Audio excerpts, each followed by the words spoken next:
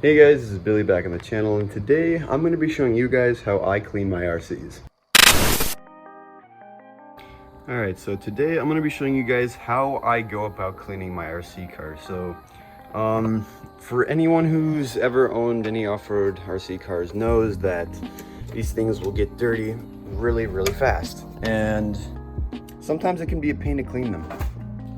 Alright, so looking underneath the chassis, yeah, this is a very bad example for cleaning an RC, but I think you all will get what I mean by the end of this. So, last time this was raced, it was raced last week, and it didn't really get that dirty, as you guys can see looking up underneath the chassis here. It's not too terrible, but we're gonna make this thing shine and looking good. Alright, so the first thing that I usually do whenever I first start cleaning off my RCs is I usually give it a good blast with an air compressor.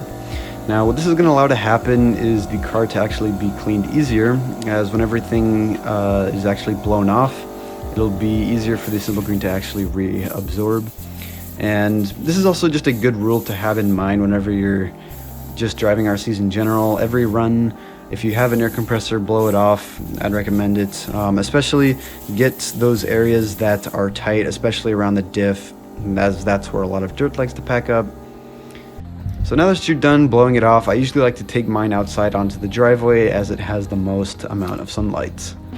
Now for this next part, we're going to be using simple green, so guys, be aware of what electronics are and are not waterproof. So like for mine example, I have the ESC motor and receiver that are waterproof, and the servo and transponder are not waterproof. So for those non-waterproof electronics, I usually just spray around them.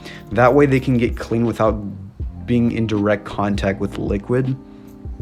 Just a good rule of thumb whenever you're cleaning off your RCs with simple green. Getting around the back.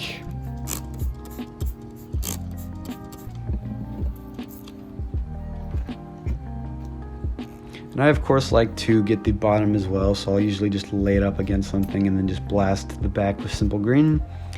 And whenever you actually get done blasting your car off with some simple green, I would recommend leaving it out for at least 15 to 30 minutes. This is also going to be really dependent on the day.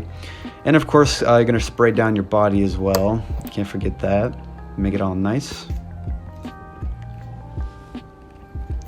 But yes, on the day that I did this, it was very bright and it was very hot, so the simple green just soaked up within like 15 minutes, so it didn't take too long, but obviously this is going to be different for everyone.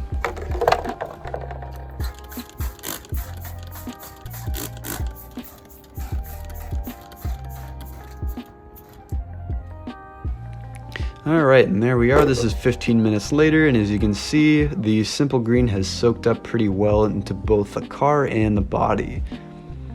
Now at this point, there is still going to be just a little bit of simple green left on the body and the car, and you can just go ahead and spray off the car and just spray off like the little bits of water and the little bits of simple green as well.